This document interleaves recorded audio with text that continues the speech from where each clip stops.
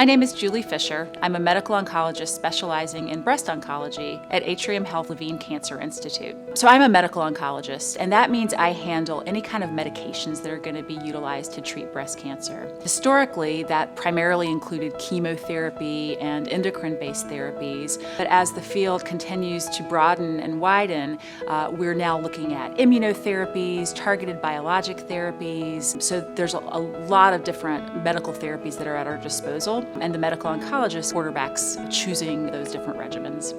The vast majority of the chemotherapy we utilize in treating breast cancer is administered intravenously. And so that can either mean a peripheral IV that the nurses place with each cycle of chemotherapy.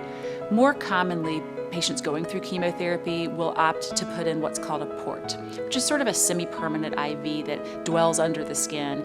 It's accessed via a special needle, and the benefit of that is that it's kind of always a sure thing, as opposed to the nurses hoping they're going to get an IV and not have difficulty. Chemo can be challenging, chemo can be hard on the veins over time, and so that port can sometimes be something that just makes life a little simpler.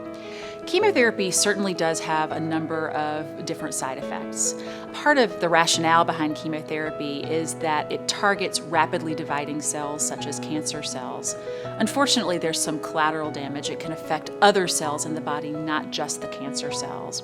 And so patients sometimes experience things like nausea and vomiting. They can have significant fatigue. They can have blood count abnormalities. And classically, a lot of the chemotherapies that we use in breast cancer also cause hair loss. Here at Levine Cancer Institute, we do offer something called cold capping, which is effectively kind of like an ice cap or an ice turbine. The thought is that the ice causes the tiny blood vessels that serve the hair follicles. It causes those blood vessels to clamp down, so the chemo kind of can't get to those hair follicles.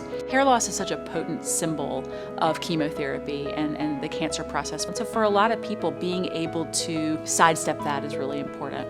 A big question that arises for younger patients with breast cancer diagnoses is it safe for me to get pregnant down the road after my cancer diagnosis? And there have been a lot of studies examining this, and really they all determine that it is safe to achieve a pregnancy. It doesn't increase risk down the road. Many of my patients have successfully gotten pregnant and had healthy, happy children following a breast cancer diagnosis and treatment path.